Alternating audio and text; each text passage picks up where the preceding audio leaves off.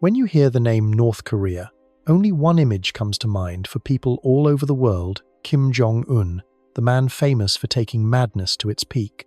Even the most powerful countries think 10 times before confronting him. The reason is not his missiles, but his nature. The madness inside him stops him from nothing. But before learning more about him, don't forget to subscribe to our channel. On the other side of the same country, people are suffering from hunger. They are forced to eat rats, snakes, and even insects to survive. While the ruler lives in extreme luxury, his citizens are swallowing poison to escape their misery. Yet, Kim Jong Un doesn't care. To him, life means only enjoyment and luxury. The saying, "The king enjoys while the kingdom burns," fits perfectly with his life. Speaking in detail, how does Kim Jong Un spend his 24 hours? How are millions of dollars from North Korean citizens wasted daily to maintain his lifestyle? Yes, you heard it right. Every single day, millions are thrown away. When talking about luxury, you might have heard about North Korea's pleasure squad. If you haven't, don't worry, today you'll learn about it.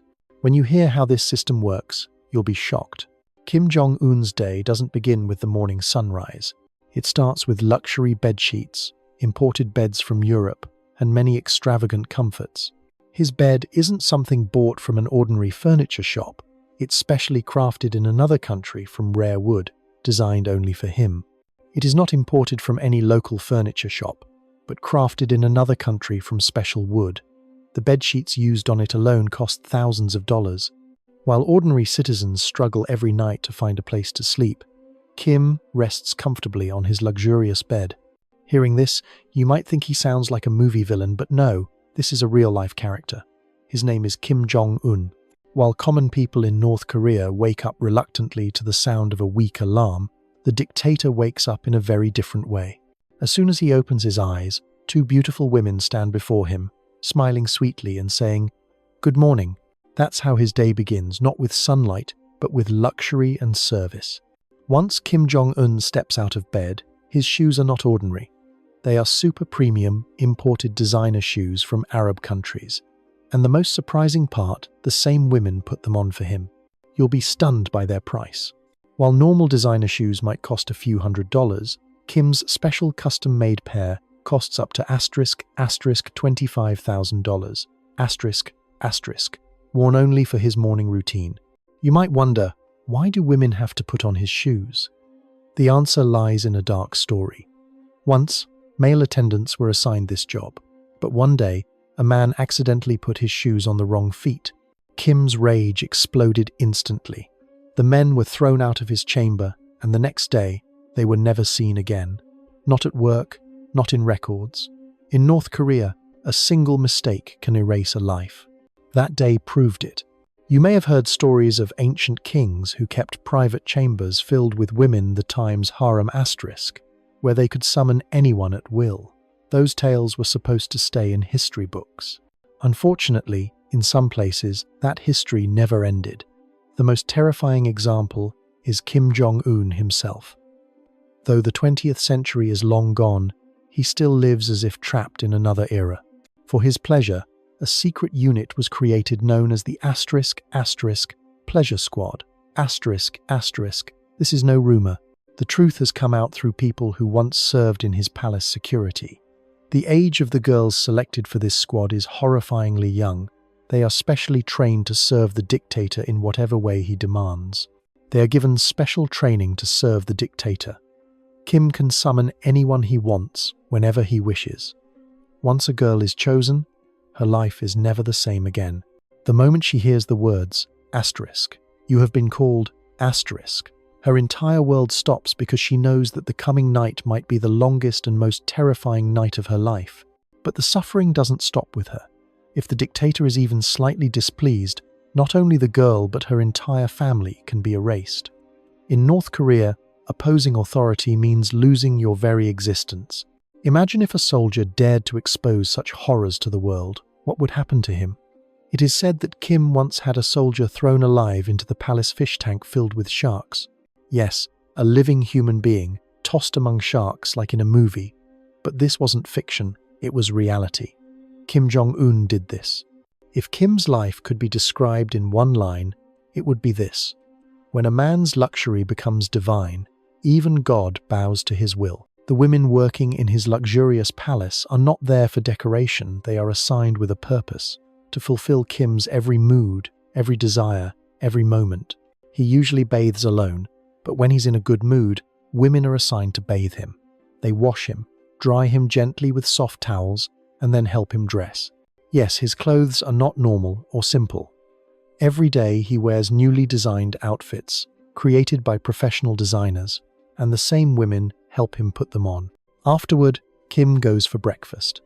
A magnificent dining table imported from Egypt awaits him, set with shining platinum plates that reflect his royal taste. His usual breakfast includes boiled eggs, special grilled fish, and fresh juice. At lunchtime, a separate special meal is prepared. Light food, dry fruits, healthy dishes, and a unique kind of chocolate that he particularly enjoys. Everything is decided according to his mood. After lunch, he takes a nap for 2 to 3 hours, a strict part of his daily routine. If anyone disturbs him while he sleeps, they face severe punishment. When he wakes in the evening, his schedule resumes a few official meetings, planned events, and sometimes appearances at special programs. But even these are part of his personal routine, for if during any event or video footage a woman catches his eye, everything changes. His next mission becomes bringing that woman to the palace. First, he gives a signal to his officers. Then, all information about the woman is collected: her family, her background, her connections. Soon, her family receives a government job offer. After being lured with small conditions, she is summoned to work for Kim Jong Un. Once she enters the palace, the rest of the story needs no explanation. In North Korea, Kim Jong Un is not seen merely as a leader, he is worshipped as a living god. In the minds of his people, every command he gives is not an order, but a blessing. His happiness is considered the nation's greatest duty. But when it comes to women, the reality is far darker. For them, Kim's pleasure is an unspoken command, one that cannot be refused. In their society, it is believed that if the nation's protector calls someone to his side, it is a matter of pride, not a question. Yet behind this so-called honor lies a deep, haunting darkness, a pressure beyond imagination. If a woman dares to say no times to Kim Jong Un's summons, that no would likely be the last word of her life. Refusal is not just defiance, it's a death sentence. Everyone knows this, yet they remain silent. Because in North Korea, the price of speaking is too heavy to bear. Silence is survival. It is not something brought from an ordinary furniture shop, but crafted in another country from special wood. The bedsheets used on it alone cost thousands of dollars. While ordinary people struggle every night just to sleep, Kim rests comfortably on his luxurious bed. Hearing this, you might think, this sounds like a movie villain. But no, this is a real-life character. His name is Kim Jong Un. Where ordinary people wake up groggy to a faint alarm, North Korea's dictator rises differently.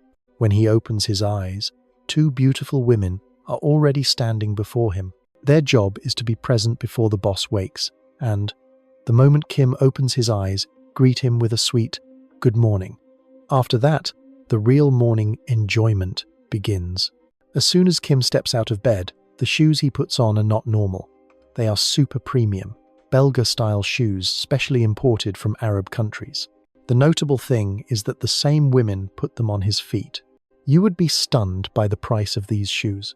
While normal Belga shoes might cost between $14,000 and $15,000, the specially designed pair for Kim can cost up to $2 million.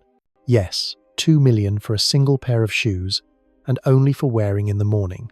You might wonder, fine, but why must women put the shoes on him? There's a small story behind this. Listen, at one time, boys were appointed for this job. But one day, a boy accidentally put the shoes on the wrong feet. Kim's anger shot to the sky. He immediately threw those boys out of his room. It didn't end there. From the next morning, those boys were nowhere to be seen, neither at work nor in government records. They say that in North Korea, no mistake is forgiven. That day proved it. You must have heard stories of ancient kings. In their palaces, there was a separate place called the inner chamber, where many girls were kept. The king could summon whomever he wished, even against her will. Things an ordinary person cannot imagine had to be endured. Such things are supposed to remain in history books now. Unfortunately, in some places that history has not stopped. The most terrifying example is North Korea's dictator, Kim Jong Un. In truth, the 20th century is far behind us, but Kim Jong Un still seems to live in another era. For his pleasure, a secret unit has been created, called the Pleasure Squad. Yes, this is not a rumor, but a truth revealed by people who once guarded his palace. The ages of the girls chosen for this squad are enough to make one shudder. These girls are given special training to serve the dictator. Kim can summon whomever he wants whenever he wants. Once chosen, their lives are never the same again. The moment they hear the words, "You have been called," a girl's world comes to a halt, because she knows the coming night may be the longest and most terrifying of her life. But the problem does not remain limited to that girl. If the dictator dislikes even the smallest thing, it is not only the girl's life that ends, but her entire family's. In North Korea, opposing power means losing your very existence. Now just imagine, if a soldier tried to bring these things before the world, what would the dictator do? They say he grabbed that soldier and threw him into his palace fish tank among sharks. Yes, like a film villain, a living human was thrown before sharks. But this is not a film, it is real life. Kim Jong Un did this. To sum up Kim Jong Un's life in one sentence, when he desires royal luxury, even the gods bow before his decision. The women working in his luxurious palace are not mere decoration. They are appointed with a special purpose to be part of Kim's every mood, every desire, every moment. He bathes alone in the morning, but if he's in a good mood, there are also women assigned to bathe with him. They wash him, wipe him with smooth towels, and then comes the time to dress him. Yes, the clothes he wears are not normal or simple. Every day there are new special outfits designed by professional designers, and it is those same women who dress him. After that, Kim goes for breakfast. An astonishing dining table awaits him, imported from Egypt. On it lie gleaming platinum plates as part of his royal preferences. For breakfast, he usually has boiled eggs, special grilled fish, and fresh juice. At lunchtime, special food is arranged for him: light meals, dry fruits, healthful items, and a particular kind of chocolate on his menu. There, everything is decided according to his mood. After lunch, at least 2 to 3 hours of sleep is part of his daily routine. If by mistake anyone disturbs him during his sleep, they receive very severe punishment. In the evening when he wakes, the schedule begins again: some official meetings, schedules, and sometimes participation in a special program. But the real point is that all of this is also part of the same routine, because if by chance, on his route, at some program, or in some video footage, he likes a girl, the story changes. Then there is only one target: bring that girl to the palace. First, the king signals the officers present there. Then all data related to that girl is collected. A government job is then offered to her family. After showing small conditions, Kim Jong Un calls her to live and work with him. Once she has entered the palace, there is no need to tell the rest of the story. In North Korea, Kim Jong Un is considered not just a leader, but a living god. In the minds of his people, every order of their dictator is not an order, but a blessing. This notion is deeply rooted. His happiness is considered the nation's greatest responsibility. The public believes this. But in the matter of women, the situation is very different. For them, Kim Jong Un's pleasure is an unspoken command. Refusing it is impossible and unsafe. In that society, the feeling is spread that if the nation's leader and protector calls someone near, it is a matter of pride, not a reason to ask questions.